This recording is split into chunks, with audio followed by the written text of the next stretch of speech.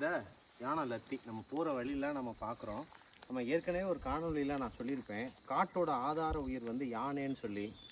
அது பார்த்திங்கன்னா அதோட சாணங்களில் ஆயிரம் விதைகள்லாம் முளைப்பு திறனோடு இருக்கும். சாதாரண ஒரு விதையை நம்ம மண்ணில் விதைக்கிறதுக்கும் அதுக்கு சாப்பிட்டு அந்த நொதித்தன்மையோட அந்த மேலோடு இன்னும் மிருகுவாக்கப்பட்டு அது சாணத்தில் வர்றப்போ ஈஸியான முளைப்புத்திறன் வந்துடும். இந்த காடுகளை உருவாக்குறதுல பெரும்பங்கு அந்த யானை. அது மட்டும் இல்லை, அது அதோட இனப்பெருக்க காலத்துக்கு தேவையான தாது மணலையும் நீரோடையும் தேடி இந்த யானைகள்லாம் போகும். அதனால தான் அந்த யானையை தேடி நிறைய தாவர உண்ணிகள், மானாக இருக்கட்டும், மிலாவாக இருக்கட்டும், காட்டு மாடுகளாக இருக்கட்டும், இன்னும் பிற தாவர உண்ணிகள்லாம் இந்த யானையை பின்தொடர்ந்து போகும். அதனால தான் எப்போவுமே காட்டோட ஆதார உயிர் இந்த யானை.